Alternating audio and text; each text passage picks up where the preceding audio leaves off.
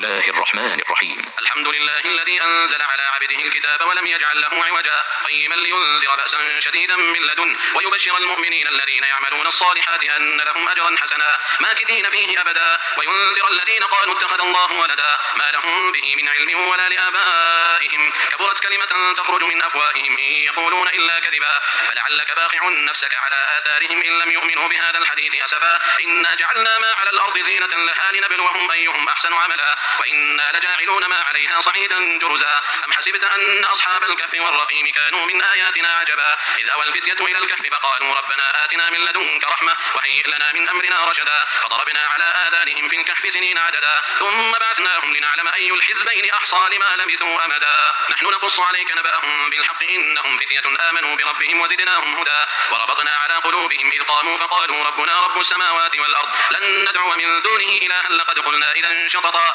هؤلاء قوم اتخذوا من دونه آلهة لولا يأتون عليهم بسلطان بين فمن أظلم ممن افترى على الله كذبا وإذ اعتزلتموهم وما يعبدون إلا الله فأووا إلى الكهف ينشر لكم ربكم من رحمته ويهيئ لكم من أمركم مرفقا وترى الشمس إذا طلعت تزاور عن كهفهم ذات اليمين وإذا غربت تقرضهم ذات الشمال وهم في فجوة من ذلك من آيات الله من يهد الله فهو المهتد ومن يضلل فلن تجد له وليا مرشدا وتحسبهم أيقاظا وهم رقود ونقلبهم ذات اليمين وذات الشمال وكلبهم باسط ذراعيه بالوصيد لو اطلعت عليهم لوليت منهم فرارا ولملئت منهم رعبا وكذلك بعثناهم ليتساءلوا بينهم قال قائل منهم كم لبثتم قالوا لبثنا يوما أو بعض يوم قالوا ربكم أعلم بما لبثتم فبعثوا أحدكم بورقكم هذه إلى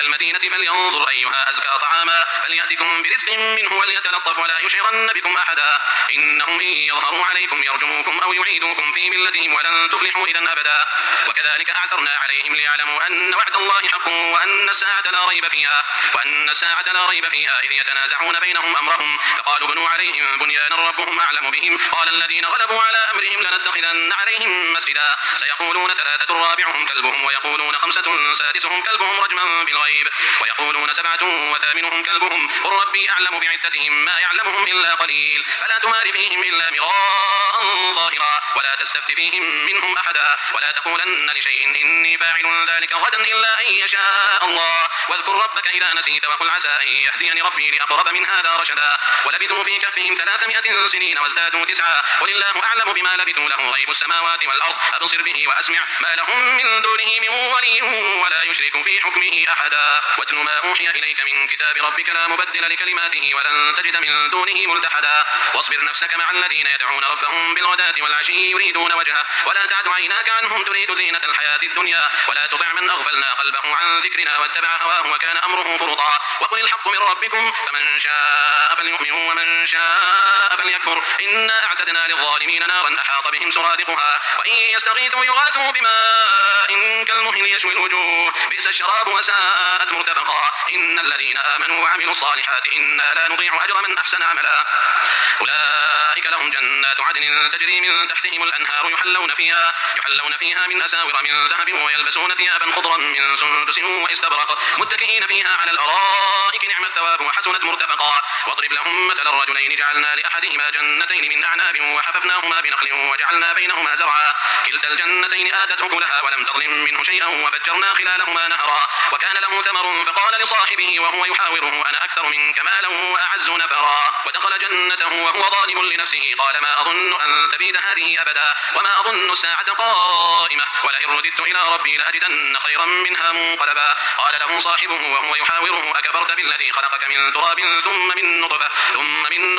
ثم سواك رجلا لكن هو الله ربي ولا أشرك بربي أحدا ولولا إذ دخلت جنتك قلت ما شاء الله لا قوة إلا بالله إن ترني أنا أقل منك مالا وولدا فعسى ربي أن يؤتيني خيرا من جنتك ويرسل عليها حسبانا من السماء فتصبح صعيدا زلقا أو يصبح ماؤها غورا فلن تستطيع له طلبا وأحيط بثمره فأصبح يقلب كفيه على ما أنفق فيها وهي خاوية على عروشها ويقول يا ليتني لم أشرك بربي أحدا ولم تكن له فئة ينصرونه من دون الله وما كان منتصرا هنالك الولاية لله الحق هو خير ثوابا وخير عقبا واضرب لهم مثل الحياة الدنيا كماء إن أنزلناه من السماء الماء فاختلط به نبات الأرض فأصبح هشيما تذروه الرياح وكان الله على كل شيء مقتدرا. المال والبنون زينة الحياة الدنيا والباقيات الصالحات خير عند ربك ثوابا وخير أملا. ويوم نسير الجبال وترى الأرض بارزة وحشرناهم فلم نغادر منهم أحدا وعرضوا على ربك صفا لقد جئتمونا كما خلقناكم أول مرة بل زعمتم أن لن نجعل لكم موعدا. ووضع الكتاب فترى المجرمين مشفقين مما فيه ويقولون يا ويلتنا ما لهذا الكتاب لا يغادر صغيرة ولا كبيرة إلا أحصاها ووجدوا ما عملوا حاضرا ولا يظلم ربك أحدا. وإذ قلنا للملائكة اسجدوا لآدم فسجدوا إلا إبليس كان من الجن ففسق عن أمر ربه أفتتخذونه وذريته أولياء من دوني وهم لكم عدو بئس للظالمين بدلا. ما أشهدتهم خلق السماوات والأرض ولا خلق أنفسهم وما كنت متخذ المضلين عضدا. ويوم يقول نادوا شركائي الذين زعمتم فدعوهم فلم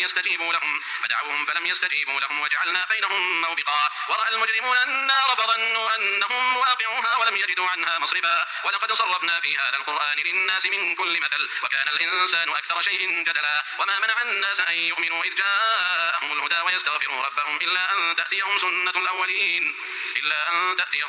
الأولين أو يأتيهم العذاب قبلا. وما نرسل المرسلين إلا مبشرين ومنذرين ويجادل الذين كفروا بالباطل ليدحضوا به الحق واتخذوا آياتي وما أنذروا هزوا. ومن أظلم ممن ذكر بآيات ربه فأعرض عنها ونسي ما قدمت يداه إنا جعلنا على قلوبهم أكنة أن يفقهوه وفي آذانهم وقرا وإن تدعوهم إلى الهدى فلن يهتدوا إذا أبدا. وربك الغفور ذو الرحمة لو يؤاخذهم بما كسبوا لعجل لهم العذاب بل لهم موعد لن يجدوا من دونه موئلا. وتلك القرى أهلكناهم لما ظلموا وجعلنا لمهلكهم موعدا. وإذ قال موسى لفتاه لا أبرح حتى أبلغ مجمع البحرين أو أمضي حقبا فلما بلغا مجمع بينهما نسيا حوتهما فاتخذ سبيله في البحر سربا. فلما جاوزا قال لفتاه آتنا غداءنا لقد لقينا من سفرنا هذا نصبا. قال أرأيت إذ أوينا إلى الصخرة فإني نسيت الحوت وما أنسانيه إلا الشيطان أن أذكره واتخذ سبيله في البحر عجبا. قال ذلك ما كنا نبغ فارتدا على آثارهما قصصا فوجدا عبدا من عبادنا آتيناه رحمة من عندنا وعلمناه من لدنا علما.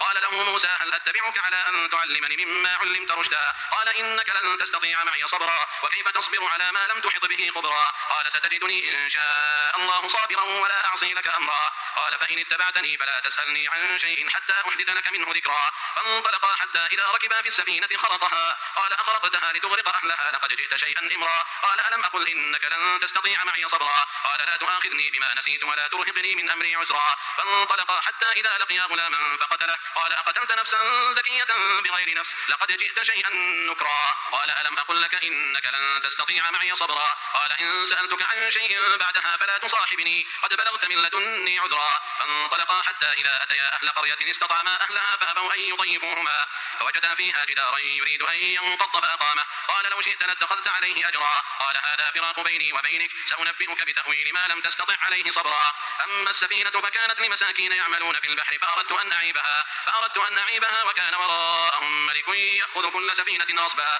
وأما الغلام فكان أبواه مؤمنين فخشينا أن يرهقهما طغيانا وكفرا فأردنا أن يبدلهما ربهما خيرا منه زكاة وأقرب رحما. وأما الجدار فكان لغلامين يتيمين في المدينة وكان تحته كنز لهما وكان أبوهما صالحا فأراد ربك أن يبلغا أشدهما ويستخرجا كنزهما رحمة من ربك وما فعلته عن أمري ذلك تأويل ما لم تسطع عليه صبرا. ويسألونك عن ذي القرنين قل سأتلو عليكم منه ذكرا. إنا مكنا له في الأرض وآتيناه من كل شيء سببا فأتبع سببا حتى إذا بلغ مغرب الشمس وجدها تغرب في عين حمئة ووجد عندها قوما قلنا يا ذا القرنين إما أن تعذب وإما أن تتخذ فيهم حسنا. قال أما من ظلم فسوف نعذبه ثم يرد إلى ربه فيعذبه عذابا نكرا. وأما من آمن وعمل صالحا فله جزاء الحسنى وسنقول له من أمرنا يسرا. ثم أتبع سببا حتى إذا بلغ مطلع الشمس وجدها تطلع على قوم لم نجعل لهم من دونها سترا كذلك وقد أحطنا بما لديه خبرا. ثم أتبع سببا حتى إذا بلغ بين السدين وجد من دونهما قوما لا يكادون يفقهون قولا. قالوا يا ذا القرنين إن يأجوج ومأجوج مفسدون في الأرض فهل نجعل لك خرجا على أن تجعل بيننا وبينهم سدا.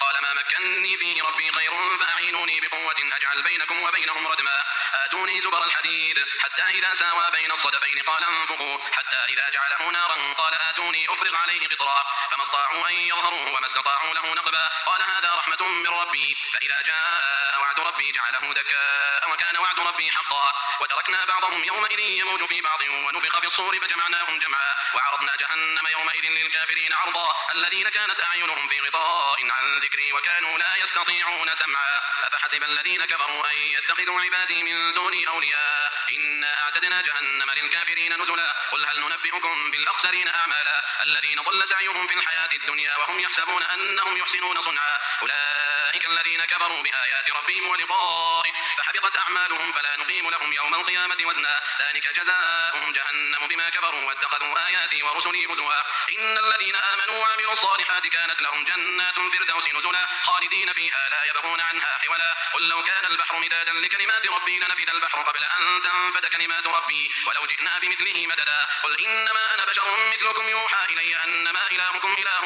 واحد فمن كان يرجو لقاء